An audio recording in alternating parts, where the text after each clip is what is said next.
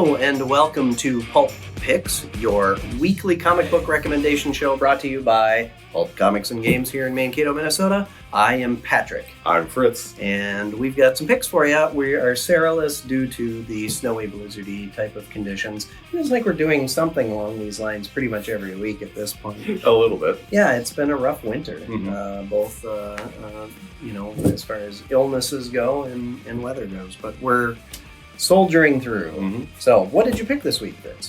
So my main, I forgot we're doing honorary mentions. Don't look at the top. Anyways, my main pick is the new Betsy Braddock Captain Britain #1. This is kind of coming off. We had Excalibur at the start of the Krakoan Age of X-Men. Then we had Knights of X during the Dawn of X Age, and now we've got her in just her own title, Captain Britain. It's got basically a bunch of your favorite X-Men showing up. You've got Rachel Summers, you've got got a frog in my throat there. Oh.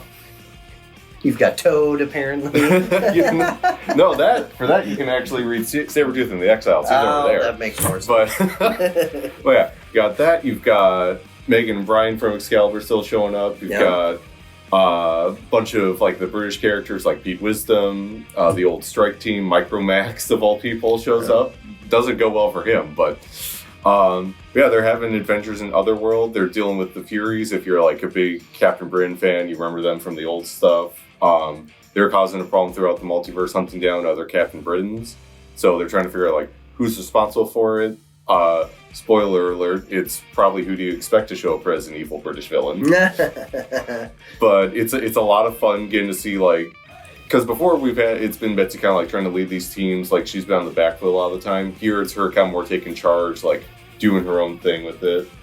And I don't know, it's a lot of fun watching her interact with a Britain that maybe doesn't like having a mutant as their main superhero.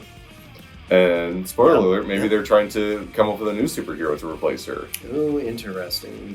And I don't think that it's much of a spoiler at this point, but she was de-Psylocke quite a while ago. Yeah. So, yeah. Which for Psylocke, for a Kanon version, you can actually go and read Marauders, which is also something I've picked on here a couple times There now. is no lack of X titles right now, and just about any X character that you've ever liked is in a book somewhere. And even the ones you never knew you would like are in books. Right. Fantastic. Well, excellent. That sounds like a great read. I have it on my pull. It's at home. I didn't get around to reading it because there were so many books. Very true. It's a massive release week. But maybe the most anticipated book this week is Superman #1. So in action, they have been leading up to Superman's identity is hidden again. Lex Luthor believes that there is some huge threat that means that they need to put aside their differences and work together, which of course Superman thinks is a terrible idea, so he's trying to ignore it. Doesn't help that Lex has his very strong opinions about what working together really means. Right, yeah. So he's the man in the chair because Superman can basically hear him from anywhere, and Lex is locked in prison. So that's kind of where we're off to a start here, and so it's kind of a table setting. But you get the feel for how the tone of this book is going to be. The art is gorgeous. The writing is really solid. They're back to kind of more of a likable Superman and cast of characters. And I just really liked it. It really popped. So they're off to a great start. I highly recommend. So we're also doing honorable mentions here. So what do you got for your honorable mention? More X-Men. Who would have thought? Here we've got Immortal X-Men #1, another part of the Sins of Sinister kind of crossover miniseries thing they're doing. Yep. This, if you like Sinister, boy howdy, is this a good issue for you? Because it's all Sinister all the time.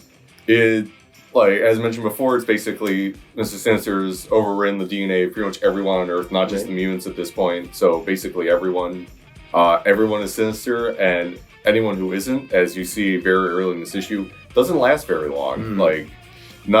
It's really hard to try and rebel when you've got a bunch of Omega level telepaths just being oh, there's another one, get rid of them. But yeah, but in true Sinister fashion, even when everything's going his way, he's not happy with it, and He's just like, I gotta fix things, gotta make it so I'm back in charge, and none of the rest of these Sinisters are, and obviously the other Sinisters don't really like that. Right, yeah, shocking. Yeah. And basically it's him going like, can he like fix this for himself? And if not, like, how much worse is it going to get? Spoiler alert, as we can see for the next set of issues, it's going to get a lot worse, not just for Earth, but like the rest of the galaxy. Yeah. So things are escalating real quick, and it's a lot of fun. I'm very much enjoying the Sinister versions of the characters. Yeah. They're very fun. Because they're not like, it's not just like a bunch of like Mr. Sinisters, it's Mr. Sinister, but with parts of Professor Xavier in them, or parts of Emma Frost, right, and like how that affects like how they treat each other. Yeah, super fun. Mm-hmm. Well, my honorable mention is Blue Book, the new book by Tinian. There's been a little buzz around this one coming out, and so I was very curious about it. So this was actually the first book that I picked up this week to read, and the gist of it is, go back in time a ways, sounds like the 60s, I think it's the early 60s, and there's a couple driving home from vacation up in Canada. They're headed back to their home in New Hampshire, and they're being followed by a UFO.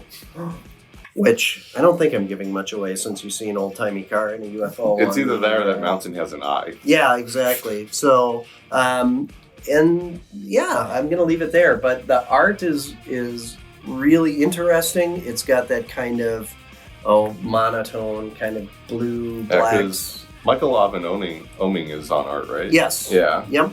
So it's nighttime. Mm-hmm. They're driving at night. So it works out really well. And I just have no idea where this thing is going to go, but I'm very interested. It's got kind of an X-Files-y kind of vibe to it to get going. That kind of eerie. You can hear the spooky music playing in the background. Not the music, but the music.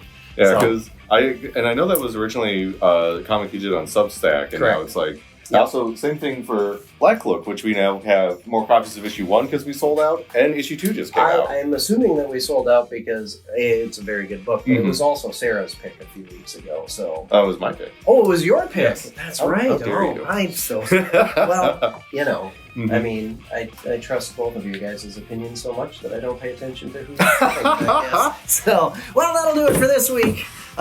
Be sure to tune in every week as we do this on Wednesdays. And follow us on social media. Check out our website. It's Pulp CG pretty much everywhere. And we'll see you again next time. Be well.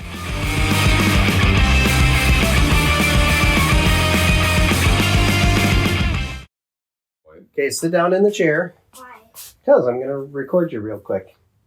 And just sit down in the chair. What? What do you mean? It'll be fun. I'm just going to have you say one thing real quick, okay? About what? Well, just sit down and I'll tell you. The chair is not going to eat you. Don't want to Probably. be online. Oh, okay.